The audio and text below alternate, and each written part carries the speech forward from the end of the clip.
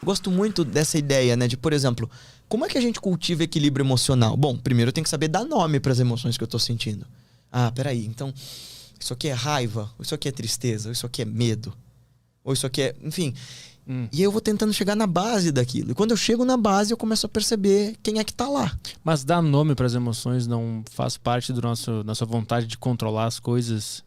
Do nosso ego de querer dar um nome para isso aqui? Num primeiro momento, sim. Mas é para isso que a gente tem uma consciência e uma cognição, né? Para usá-la a nosso favor. Uma coisa é a gente querer se apropriar das coisas que a gente dá nome e explica e faz e tudo mais. Outra é a gente tentar entender o que tá rolando conosco. Essa história, por exemplo, das emoções base, não sei se você sabe, mas a origem, por exemplo, do filme Divertidamente... o Paul Ekman e tal, toda a teoria dele das emoções foi usada dentro de um programa muito legal que até eu fiz a pós-graduação lá no Albert Einstein com a Elisa Cosassa e a Gianni Pili, pessoal, um curso bem legal que começou com um pedido do Dalai Lama para ele.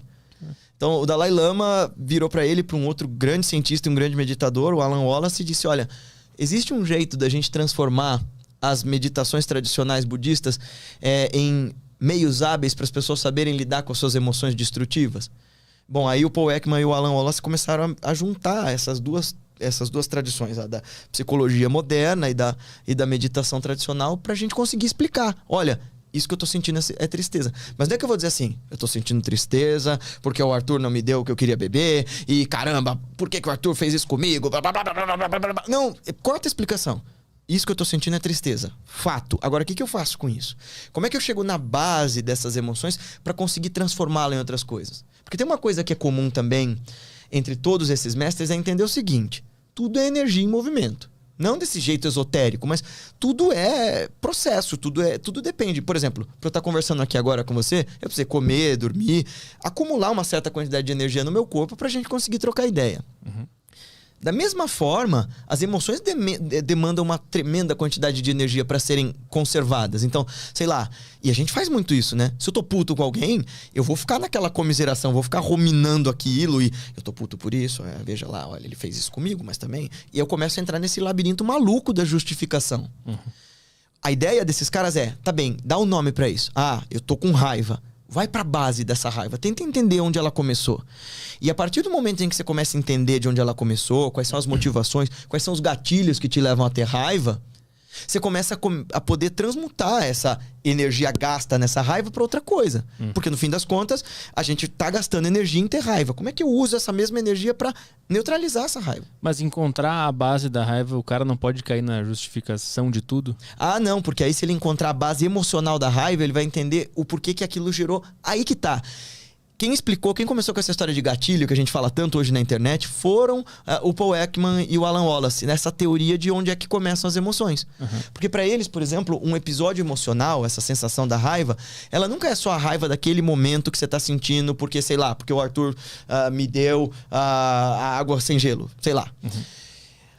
Um episódio emocional, ele tem 3 grandes elementos. E isso é o gatilho, esse é o lance do gatilho, né? Então você tem o fato, o que rolou. Ah, meu Deus, ele me deu a água sem gelo e eu não gosto de beber água sem gelo. Você tem todo o teu background emocional, todo o teu histórico de emoções. Ah, eu não gosto de água sem gelo porque me lembra de, sei lá, de quando eu era maltratado quando eu era criança. Você vai começar a investigar essas coisas.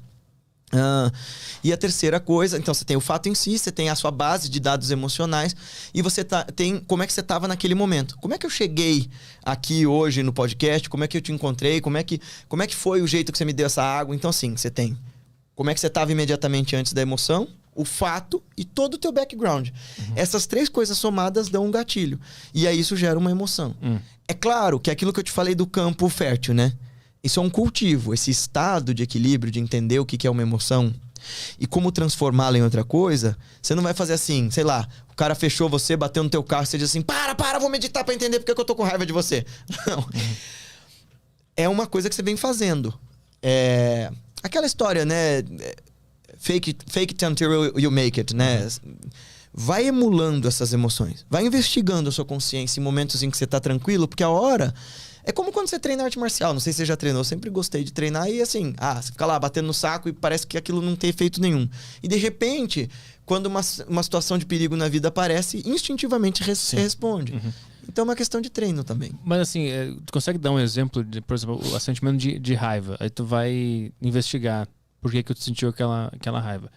Tu não corre o risco de começar a culpar, eu senti raiva por causa daquilo. Qual é a diferença entre encontrar a base e não justificar que a outra pessoa fez? Onde é que tá essa área? Bem, é por isso que também outro nome para meditação é smriti, memória, né? Lembrança. Lembra daquilo que você começou a aprender no dia zero. Todo incômodo e sofrimento que você projeta no outro, muito provavelmente começa em você. Para de justificar, vai mais fundo, olha para dentro, usa as técnicas, silencia esse tumulto. Porque tem 4 grandes labirintos, assim, por assim dizer, que faz a gente ficar nessa rodinha de hamster, sabe? A justificação. Eu tô com raiva porque... Desculpa, como que é o nome dele? O Caio. Porque o Caio fez, porque o Arthur fez, porque essa poltrona não tá confortável. O outro labirinto é a culpabilização, né? A culpa é dele, a culpa é dela. Então, justificação é... veja bem, hein, Arthur, eu tô com raiva, mas é por causa disso, daquilo e daquilo. A culpabilização é... a culpa é tua. O remorso é... veja bem, cara... Tá tudo zoado, mas é porque eu sou um zoado mesmo. Eu sou assim, desse jeito. E tem o delírio, né? O outro labirinto, que é quando você se recorta da realidade e diz... Eu não tô com raiva por minha culpa. Eu tô com raiva porque tem um encosto aqui em mim. E eu tô muito carregado espiritualmente. E não é porque eu sou um cara que nunca cuidou das minhas decisões e da minha vida. Mas é porque fizeram um trabalho pra mim e meu signo não tá na posição correta e o meu Saturno tá retrógrado, qualquer coisa assim. Sim. Mas, então, eu quero entender como é que... O que é a base de um sentimento? O que é isso? Se não são causas externas, se não é a culpa de ninguém... As emoções, elas são dados cognitivos da natureza pra gente poder se proteger no mundo, né? Então, aquelas emoções bases do Divertidamente, elas estão instaladas em nós... como uma forma da gente saber como se autogovernar. Por exemplo, se você sente nojo de algo, cognitivamente falando, é porque, de alguma maneira, o teu cérebro achou que aquilo pudesse te apresentar algum perigo. Você vê isso desde animais, criancinhas. Quando a coisa cheira mal, quando a coisa parece estranha, a gente não chega perto porque é uma medida protetiva do corpo. A raiva é uma emoção que, embora muito destrutiva, se muito bem direcionada, nos leva à assertividade, à autodefesa. Você sabe que uma vez eu ouvi desse grande mestre, que foi meu mestre, que é meu mestre, ele disse assim: muito do porquê nós não sabemos lidar com as nossas alegrias, com as nossas tristezas, é porque tão pouco sabemos lidar com as nossas alegrias. Olha que louco, né? Porque o que ele está dizendo para nós é: a gente não sabe lidar com tristeza porque a gente não sabe reconhecer a emoção. Quando a gente tem alegria, por exemplo, uma das nossas atitudes comuns é: ai meu Deus, e quando acabar? Mas será que não estão invejando a minha alegria? Ai meu Deus, de onde veio isso? Como é que eu faço para repetir? O processo todo começa com: esteja presente, presta atenção. Tudo começa e termina na consciência com atenção.